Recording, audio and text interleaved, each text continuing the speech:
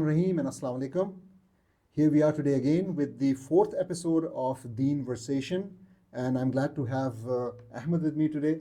How are you doing, Ahmad? I'm doing great. How are you doing? Alhamdulillah. How did the fasting go the last 2 days? It was really easier than I expected. So Yeah, I think you're just trying to impress the audience. no, not really. Okay. I think the audience isn't impressed by these things. Acha. Yeah. So, what do you have on your mind today? So there were a few points that we didn't cover, a few bases we left unchecked in the last episode, where we talked about how we can rationalize certain parts of our faith and how certain parts of our faith can be intellectualized, and how we may use our intellect to kind of bridge the gap between faith and our belief. So I was just thinking, I was asking you, is there any way that we can really rationalize our faith, and should we be rationalizing our faith in any sort of way? Okay. So, what if I try to answer the question, what part of our faith should be rationalized and based on intellect, and what part shouldn't? Would Okay. that answer your question? You go along and I'll tell you. Okay. So, I think the confusion which people have is often that Allah subhanahu wa ta'ala has given us a wonderful intellect, and they feel the need to use this intellect in each and every decision of their life, particularly to ascertain what is right and what is wrong, what is good and what is bad, what should be done and what shouldn't be done. Whereas actually, that's not the role of the mind. Do we not have an internal ethical code? No, we don't. It's this internal ethical code thing is debatable, but we as humans will always be biased. So we cannot let humans be the judge. The judge has to be Allah subhanahu wa ta'ala and the sunnah of Rasulullah sallallahu alaihi wasallam. Why could humans not be the judge? This system of humans being the judge for themselves and by themselves has been working flawlessly for a long time. We can see that in modern democracies and justice systems all over the world. What makes you think so, particularly in this year, that this has been working flawlessly? I mean, if you just look at the situation in Gaza, it becomes very evident that this modern system of democracy has completely failed. It has failed on each and every level of even humanity. So let alone any ethical standards or freedoms or civilization which they have set. They were all a farce. I think it has become very clear, but they have failed. But I think we should first go back to the topic. Of course. And before we discuss the politics. So the thing is, there is this role of the intellect, and the role of the intellect according to Islam is in ascertaining and finding out three basic questions. The first question, is there a God or not? This question you should answer, especially once you become mature, baligh, you should answer this intellectually. So you should not be relying on what your dad told you, what society tells you, because those are not reliable answers. You have to sit down. But those are answers that we can properly wrap our head around. Like if somebody told me to rationalize the existence of God, that would be much harder than me, rather saying someone tells me that there just is a God and you have to accept that. Well, if you think Can that, we really rationalize the existence yes, of a we God? can. Yes, we can. If we wouldn't be able to do that, then we have actually no right to be believing in Allah subhanahu wa ta'ala. So this concept, this first thing, that you have to rationally accept the existence of Allah, it's extremely important. Why? Because look, what is at stake? Everything is at stake. Muslims would give their lives. Muslims would take others' lives. Muslims would sacrifice everything they own just because of this belief. So this belief cannot be on conjecture. This belief cannot be on just probabilities. It can't be because someone told me so. Look, if someone told you so, and then things get tough, would you really be willing to sacrifice because some person, whether your dad, But that's or what happened society, in the Prophet's time. The Prophet told his companions that I'm a messenger of God, and there really was no rational explanation for that. There He was. couldn't have. There yeah, was. There was. That's the interesting thing. All right. So there was, and what they were asking for a rational explanation. So first, the rational explanation was, which is also valid today for us, that it's the discussion of who created this world, how did it come into being, what's the starting point. That's a long discussion. We'll be having that another time, but that's a discussion. And then the second thing which rationally you have to establish is you need to establish whether the mind, with the mind, is that whether there is a need for messengers. So once you establish that there is Allah subhanahu wa ta'ala, there is a creator, all powerful, all knowing, that creator has to communicate, or has he communicated with us or not? And that's through messengers. So this concept of messenger, that's the second thing. And then the third thing is that, okay, he has created, but then you need to establish as Muslims that Quran, is it the word of God? Is it coming from Allah subhanahu wa ta'ala, or is it the work of a human being or multiple All right, human but beings? let's cover the bases back. Can we go back? Just can you explain to me how we can really rationalize the existence of a God? An Okay. all-seeing, an all-powerful, an omnipotent God. Okay, so how we do that is we go back to the very basics and we ask ourselves some questions. First of all, we ask ourselves, is it possible that this world had no beginning and has existed perpetually?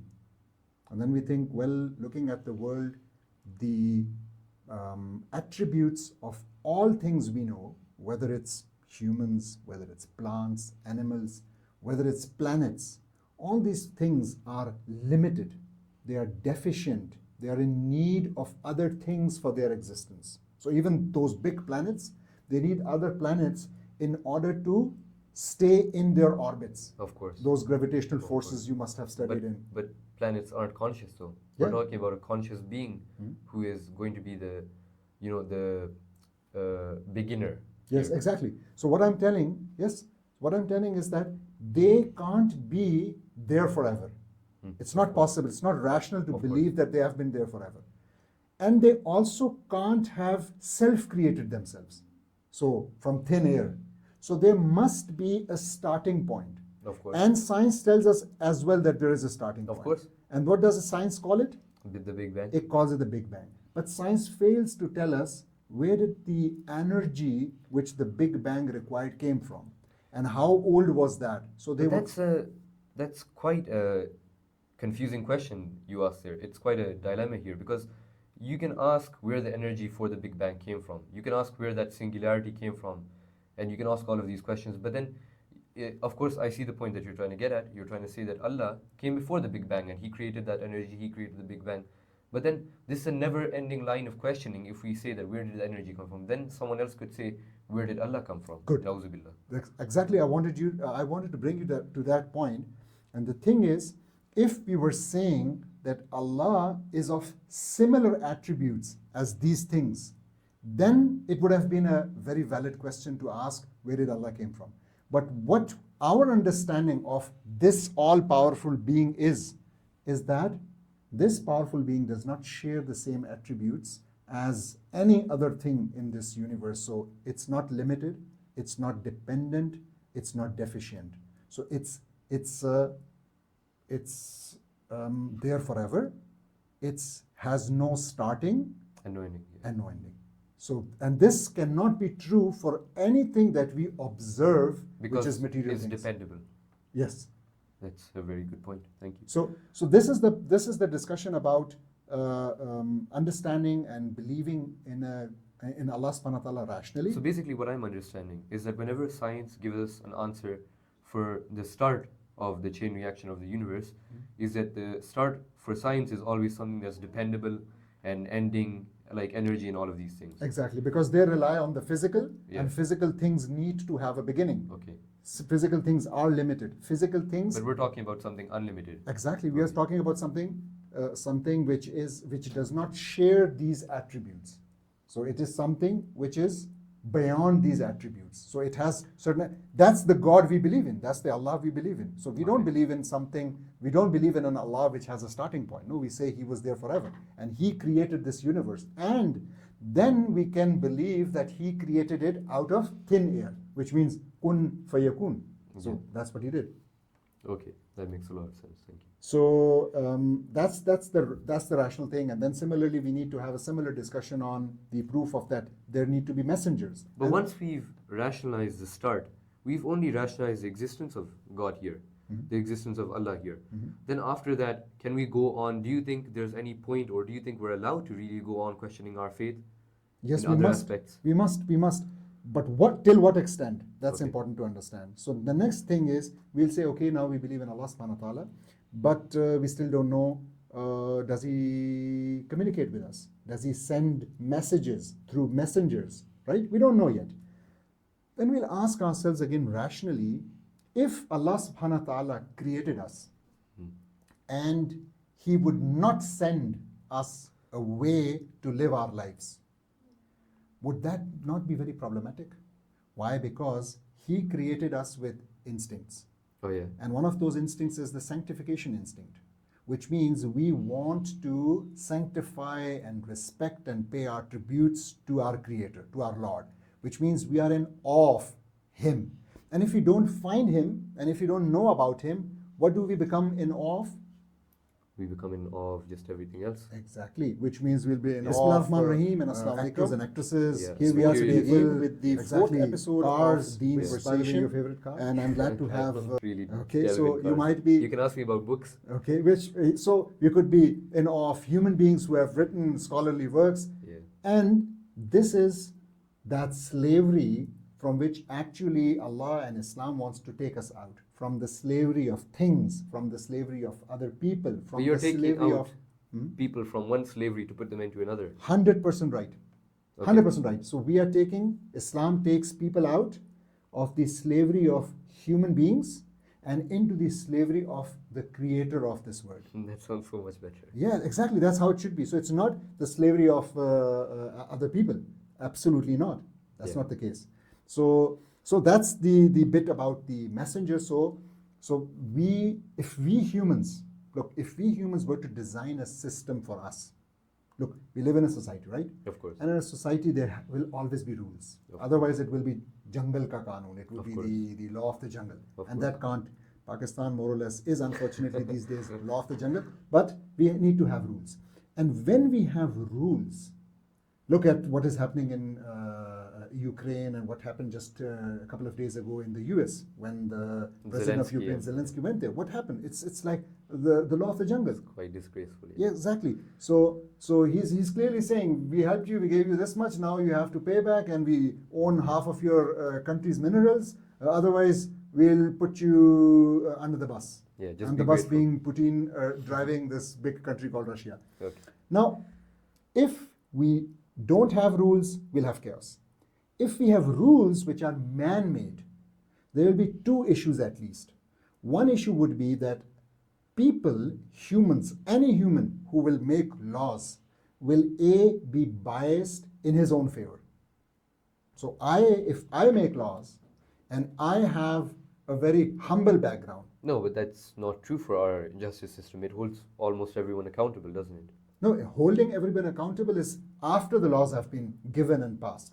So if I am a person, let's say, of lots of money, A senator. like Adam Smith, Yeah. so my system will be a capitalist system which would favor people with a lot of capital.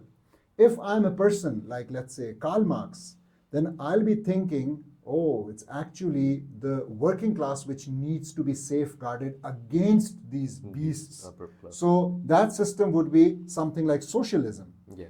So your personal position is going to influence. So this is one bias.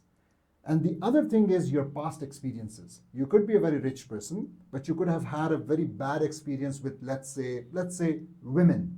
Yeah. So you might pass laws and dictate laws which are anti-women.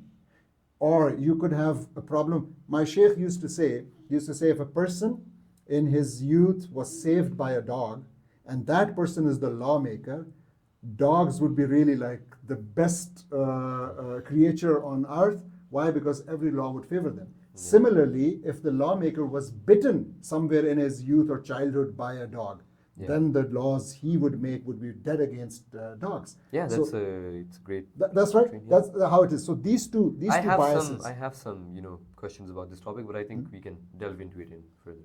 Okay, so now what will happen is that this means we need objective external laws coming from the Lord. This means we are dependent. Otherwise, it would be like conflict, a type of conflict which we are seeing every day. We are seeing day in, day out, humans being massacred, a genocide occurring. That's exactly because it's man-made law.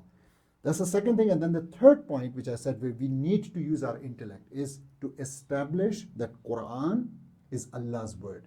That Quran is sent by Allah subhanahu wa ta'ala, and this is a holy book. We need to establish that. Once we do that, these three steps are done now, using the intellect, nothing else, no previous bullying or no previous experiences or whatever it is, and you do that, then you come out with the answer that to the first question, it's Allah subhanahu wa ta'ala. To the second question, yes, messengers are needed, and Rasulullah sallallahu alaihi wasallam is a messenger, and then Quran tells you that okay, he is the last messenger. These three things are done. Now the role of the mind shifts. What does it become then? Submissive. And then it's submissive, and then what do you use your mind for? For making decisions. Decisions about what? About our daily life. Give me an example so that I know that you understood the point. So do you use your mind to find out what is good, what is bad? Yeah. No. So who tells you what is cases. Who tells you what is good and what is bad? So for instance, you have some food in front of you. Yeah. On one hand you have pork. On the other hand you have beef. And let's say you like the smell of pork. Let's say nobody does. I don't know why people eat it, but anyhow, someone likes the smell of pork, and he doesn't like the smell and the looks and the taste or whatever of beef. Yeah. Can they decide with their mind that I want to eat this pork? No, of course not. Why not? Because they follow a religion, they follow a set of rules. Exactly. So this means that the actions they take are actually guided by not their mind anymore, but what their mind established as the right source. And their mind established that the right source is Quran and Sunnah, these two things. And now, whatever actions they do, they'll refer it back to these things. That's the role of the mind for a Muslim. Okay, so no, but then our mind is stripped of its basic ability to make decisions. It's still making decisions. It's not stripped. That's a very negative way to look at it. Okay. It's not stripped of something. Rather, it has been constrained or guided into a framework. Okay, but it's not making a decision anymore. It is. It is making the decision what is allowed, what is not. It's making this decision. It's a very important decision. Its role is to find out whether this hukam is coming from Allah subhanahu wa ta'ala or not. And we've already established that before. What? That Allah subhanahu wa ta'ala is the Exactly. That's what we established. And how did we establish it? We establish it by using our intellect. Our rational. Let me give you another example. Maybe that clarifies it. So you go to a doctor, and for something very important. So it's like a heart surgery of the loved one, someone for you whom you like, not me, maybe someone else. Yeah. Okay, and you have to decide, and now you're really struggling. Who should be the doctor? Who should be the surgeon, right? And will you take this decision lightly? That you say, okay, the first guy who comes to mind, I go into a hospital, okay, you are a surgeon, okay, I'll do it too. Of course not. Of course not. Rather, you'll try to get references, you'll try to look up his degrees, be sure that he is qualified, you'll look at his reputation, whatever you can do. You'll ask your friends about what they think. You'll ask patients who went to him, because it's something very important for you. Once you do that, and now we have established, now he gives you a prescription, or he tells you that we'll take this medicine, and then we'll do this, and then we'll do the surgery.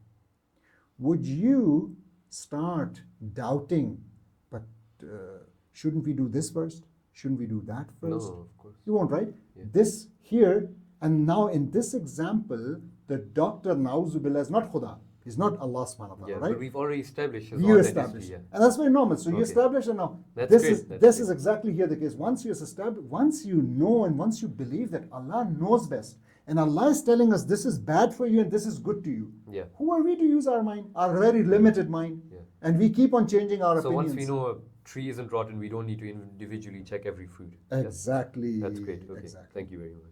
I think that's Yeah. good enough for today. Answered my question perfectly. Okay, thank you very much. So thanks everyone for watching, and please keep on liking, sharing, and commenting. Thank you very much. Assalamu alaikum.